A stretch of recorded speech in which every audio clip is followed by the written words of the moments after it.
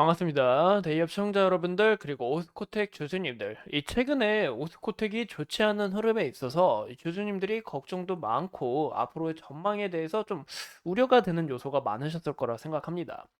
근데 현재 오스코텍 같은 경우 좀 유한양행의 흐름을 함께 좀 지켜보시는 게 좋을 것 같아요. 유한양행의 흐름에 따라 이 오스코텍도 좀 영향을 받고 주가가 좀 조정을 받을 수 있기 때문에 이런 부분에서 최근 주가가 떨어졌던 요인이 유한양에게 악재가 다가오면서 이 오스코텍도 좀 조정을 받았다라고 봐주시면 좋을 것 같습니다. 하지만 이 오스코텍은 유한양행과 마찬가지로 이 레이저 탄입에 대해서 기대감이 더 형성될 수 있는 부분이기 때문에 6월과 그리고 8월달 일정을 우리가 좀 더 주목을 하셔야 되고, 이번 아스코에서 이제 개최가 된다 하면은 이 기대감이 더욱 향상되지 않을까라고 추측해 보고 있습니다. 그래서 오늘 영상도 중요한 만큼 끝까지 시청해 주시고 좋아요와 구독으로 큰 힘 주시면 감사하겠습니다. 그럼 같이 바로 알아볼까요? 최근에 오스코텍하고 이 유한양행이 좀 굉장히 주가가 좋은 흐름으로 기대감이 크게 형성됐는데, 그 이유가 이 폐암 시장이 이 암 시장 중에서 제일 큰 규모를 갖고 있기 때문에 이 시장에서 좀 영향력으로 크게 작용하지 않을까라는 이 기대감이 형성됐겠다고 봐주시면 좋을 것 같습니다. 이 무엇보다 이 레이저 타닉 같은 경우 유한양행과 그리고 오스코텍이 함께 개발한 분야에 있어서 이번 FDA 이 3상이 승인하게 될 시 이 유한양행의 이 자금과 그리고 오스코텍 또한 추가적으로 이 매출이 성장할 수 있는 부분이기 때문에 여기에 있어서 우리가 좀 지속적으로 이 레이저 탄입에 대해서 이 FDA 3상 과연 어떻게 될지 우리가 좀 눈여겨 보셔야 된다라고 좀 강조를 드리고 싶어요. 보시는 것처럼 이 오스코텍 같은 경우 최근에 이 주가가 좀 조정을 크게 받으면서 좋지 않은 흐름을 나타내 줬습니다. 그 이유가 바로 이 유한양행과 좀 비슷한 흐름으로 좀 움직였는데요. 그 이유가 바로 이 매출 위주 노리는 유한양행, 이 렉나자, 상업화, 걸림돌 없나 이 이슈가 좀 더 크게 부각이 되면서 이 렉나자에 대한 의심으로 오스코텍 또한 주가가 좋지 않은 흐름으로 나타냈다라고 좀 봐주면 좋을 것 같아요. 뭐 조류약 소송 관련해서 이때 당시 문제가 같이 부각이 됐는데, 이 조류약보다는 이 렉나자에 대해서 상업화 걸림돌 없나 좀 의심하는 이런 기사가 좀 부각이 되다 보니까 오스코텍 또한 좀 좋지 않은 흐름을 같이 함께 나타내줬다라고 봐주시면 좋을 것 같습니다. 그 이유가 이 렉나자가 현재 국내 허가 이후 출시가 완료된 약인데다가 이 글로벌 임상 3상을 진행하고 있음에도 이 마일스톤 수치가 이 금액이 굉장히 적다라는 부분에 있어서 이 부분 정말 효과를 입증한 게 맞나 좀 우려됐다라고 봐주면 좋을 것 같습니다.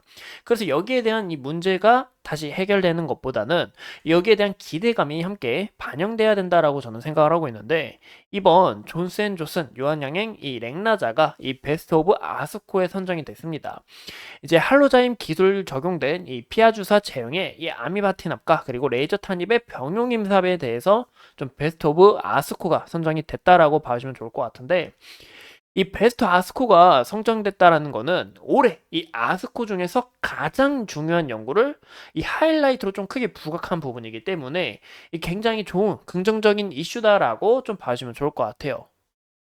무엇보다 이 부작용 발생 비율도 함께 보시면 이 아미반티납과 그리고 SC16%가 우리가 봤을 때 50%가 넘는 이 부작용 비율과 그리고 경구제와 SC의 환자 평이성에 대해서 시너지 효과가 크게 부각이 됐다 보니까 여기에 있어서 좀 더 기술력을 입증한 부분이 있고, 또 무엇보다 이 아미바티납과 레이저 티닙의 이 병용임법 임상 중에서도 이 피하 주사가 베스트 성정된 이유가 바로 혈관 주사 대비 개선도나 부작용이 가장 큰 역할을 한 것으로 좀 추측하고 있습니다. 이 무엇보다 항암제 시장 같은 경우 이 피하 주사가 혈관 주사 대비해서 부작용도 굉장히 적고 또 유효성이 증가한다면 이 시밀러 기업들이 좀 추후 진입하는 부분에 있어서 굉장히 어려운 요소가 있기 때문에 이 부분에 있어서 이 시장 점유율도 큰 폭으로 차지할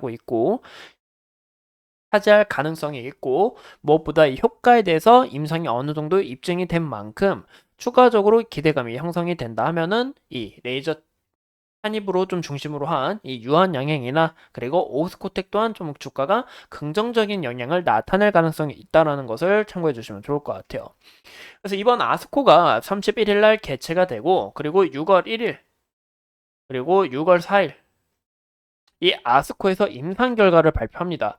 여기에 대해서 기대감이 1차적으로 좀 형성될 것 같고, 무엇보다 이 6월 달쯤에, 이제 날짜는 이제 미지수지만 6월 달쯤에 굉장히 빠르면 빠르게 허가가 나올 수 있다, 이런 이슈가 좀 부각이 크게 된다면은 다시 한 번 더 이 기대감을 갖고 형성되는 부분이고, 아니면 이 8월 달에 이 FDA 우선 심사 데드라인이기 때문에 이 8월 달 전까지 추가적으로 이슈가 나올 가능성이 있기 때문에 우리가 좀 더 눈여겨보셔야 된다라는 거 참고해 주시면 좋을 것 같아요. 하지만 이 최근에 이 HLB 같은 경우 좀 이제 주가 이런 좀 비하하거나 좀 안 좋은 부분을 좀 얘기하는 게 아니라, 우리가 리스크로 봤을 때는 이 HLB가 이 국내 암 관련해서 FDA 임상 3상을 통과할 거다라는 이 기대감이 크게 형성됐습니다. 하지만 여기서 임상 이 CRL 발행이 났죠. 그래서 여기에 있어서 유한양행 또한 야, 국내 바이오 기업들이 대부분 이렇지, 과연 될까? 이런 우려가 있다 보니까 많이 이 기대감이 좀 꺾인 게 보여요. 그래서 여기에 대한 기대감이 좀 형성이 크게 되려면 아까 말씀드린 것처럼 이번 아스코에서 임상 결과에 대한 부분이 좀 굉장히 중요할 거다라고 추측해 보고 있어요. 그래서 이런 내용들 우리가 함께 참고해 주시면 좋을 것 같고, 보시는 것처럼 현재 주가가 유한양행하고 좀 비슷한 흐름으로, 유한양행이 이 렉나자에 대해서 좀 의심하는 이런 기사가 좀 부각되다 보니까 실망 매물과 덧붙여서 좀 주가가 하락한 요인이 있습니다. 이 다시 서서히 보합 상태로 좀 만드는 부분을 우리가 확인해 볼 수 있는데, 이 부분에 있어서 다시 좀 조정을 받은 만큼 우상향을 하는지, 또 여기에 대한 갭을 다시 채로 올라가는지, 이런 여부를 우리가 함께 좀 체크를 해보셔야 될 것 같고, 무엇보다 여기에 대한 이 지지 라인이 딱 형성이 됐습니다. 이 부분의 매물대를 우리가 확인해 볼 수 있겠죠. 또 무엇보다 이 3만 원이라는 이 라운드 피겨 굉장히 깔끔한 가격이기 때문에 이 심리적으로 좀 더 중요한 라인이다라고 좀 확보가 되겠죠.